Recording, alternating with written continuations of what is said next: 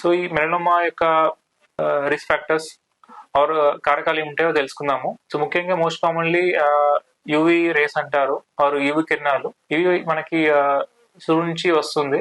Although ఇది చాలా తక్కువ ఉంటుంది ఈ కిరణాలు.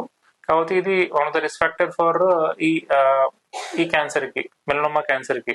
సో ఈ యూవి కిరణాలు ఏమవుతుందంటే మెలిన్ యొక్క చర్మ కణాలు అనేది ఒక డిఎన్ఏ అనేది జన్యు అనేది ఎఫెక్ట్ అవుతుంది. దీనివల్ల రిస్క్ అనేది ఎక్కువ ఉండే ఛాన్స్ ఉంటుంది. అలాగే కొంతమందికి ఫ్యామిలీ హిస్టరీ లైక్ వంశంలో ఎవరికైనా ఉన్నప్పుడు కూడా మనకి ఈ క్యాన్సర్ అనేది ఎక్కువ ఉండే ఛాన్స్ ఉంటుంది. కొన్ని సింప్టమ్స్ అని చూస్తుంటాము.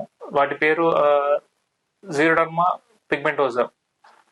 అంటే ఇందులో ఏమవుతుందంటే మన డిఎన్ఏ జన్యువు రిపేర్ అయ్యే జీన్ అనేది ఎఫెక్ట్ అవుతుంది. వీటి వల్ల ఏమవుతుందంటే మన ఏదైతే చర్మ కణాలు ఉన్నాయో అవి త్వరగా ఎఫెక్ట్ అవుతాయి. ఆ రిపేర్ మెకానిజం అనేది దెబ్బతింటుంది. దీనివల్ల ఈ చర్మ క్యాన్సర్ రిస్క్ అనేది ఎక్కువ అవుతుంది. అలాగే కొంతమందికి లైక్ జెనెటిక్, ఆల్దో చాలా అన్కామన్, 1-2% చూస్తుంటాము. కొంతమందికి లైక్ చాలా వరకు పుట్టుమచ్చలు ఉంటాయి.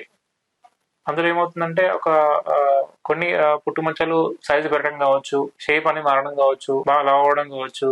అలా ఉండి వీళ్ళకి రిస్క్ అనేది ఎక్కువ ఉండే ఛాన్స్ ఉంటుంది. వాటిని డిస్పాస్టిక్ నీవే అంటారు. సో వీటి లక్షణాలు ఎలా ఉంటే తెలుసుకుందాము. ఈ మెలనోమా అనేది ఓన్లీ చర్మమే కాదు, మిగతా పార్ట్ కూడా ఎఫెక్ట్ అయ్యే ఛాన్స్ ఉంటుంది. లైక్ కళ్ళు కూడా ఎఫెక్ట్ అయ్యే ఛాన్స్ ఉంటుంది. వాటిని ocular melanoma or uveal melanoma అంటారు. అలాగే గొంతులో కావచ్చు, ముక్కులో కావచ్చు, మలద్వారంలో కావచ్చు. అలాగే జెనిటల్ ఏరియాస్ అంటారు ఆర్ జననేంద్రియాలు అంటారు. వాటిని మ్యూకోజల్ మెలనోమా అంటారు. అలాగే మనకి కొన్ని సూర్యకిరణాలు పడిన చోటు కూడా లైక్ అరికాలలో కావచ్చు, అరిచేతిలో కావచ్చు, వీటిలో కూడా మనకి రిస్క్ అనేది చూస్తుంటాం వీటిల్లో కూడా. ఇది జనరల్ గా తెల్లటి చర్మం ఉన్న వాళ్ళకి ఎక్కువ చూస్తుంటాము కంపేర్ టు నల్లటి చర్మం ఉన్న వాళ్ళకి ఆర్ బ్రౌన్ కలర్ ఉన్న వాళ్ళకి. అండ్ వయసు పెరుగుతున్న కొద్దీ ఈ రిస్క్ అనేది ఎక్కువ ఉండే ఛాన్స్ ఉంటుంది. ఇది స్టార్ట్ అయినప్పుడు మనకి చర్మంలో పుట్టుమచ్చలాగా ఉంటుంది, నల్లగా ఉంటుంది. కాకపోతే సైజ్ అనేది కొంచెం ఎక్కువ ఉంటుంది. పుట్టుమచ్చలు జనరల్ గా మనకి 0.5 సెంటీమీటర్ కన్నా తక్కువ ఉంటుంది. ఇంకా అది ఇర్రెగ్యులర్ షేప్ లో ఉండొచ్చు ఏదైతే ఉందో. దాంతోపాటు అక్కడ ఏమన్నా పుండు లైక్ గాయాన్ని పుండు అవ్వడం కావచ్చు, అక్కడ వాపు లా ఉండొచ్చు, ఆర్ రెడ్నెస్ అంటారు, ఎర్రగా ఉండొచ్చు, కొంచెం మంట కావచ్చు, తిమ్మిలు కావచ్చు అక్కడ ఉండడం. కానీ ఏదైనా మీకు నార్మల్ కనిపించిన పుట్టుమచ్చలు కాకుండా కొత్తగా రావడం, లేకపోతే బాగా వేగంగా పెరగడం కావచ్చు, ఇలాంటి లక్షణాలు ఉన్నప్పుడు మీరు ఖచ్చితంగా డాక్టర్ని కలవాల్సి వస్తుంది.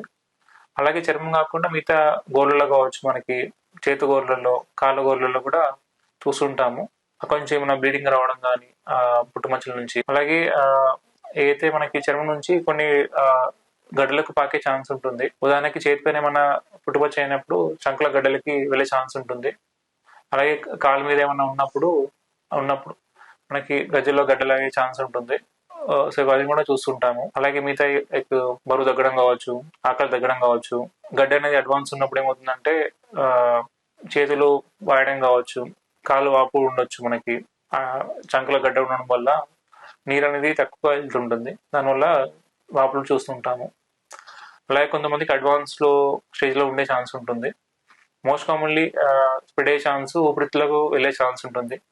అన్నప్పుడు ఆయాసం కావచ్చు, దగ్గు కావచ్చు, రక్తం పడడం తగ్గినప్పుడు. అలాగే కొంతమంది మెదడు కూడా వెళ్ళే ఛాన్స్ ఉంటుంది. మెదడుకి వెళ్ళినప్పుడు తలనొప్పి కావచ్చు, వాంతులు, తల తిరగడం కావచ్చు, ఇలాంటి లక్షణాలు చూస్తుంటాము. సో ఇలాంటివి ఉన్నప్పుడు ఖచ్చితంగా మీరు డాక్టర్ని కావాల్సి వస్తుంది. Thank you all. ఈ వీడియో మీకు నచ్చినట్టయితే you can like, share the video. So you can subscribe the channel. And ఎలాంటి కమెంట్స్, డౌట్స్ ఉన్నాయని you can post in the channel. Thank you.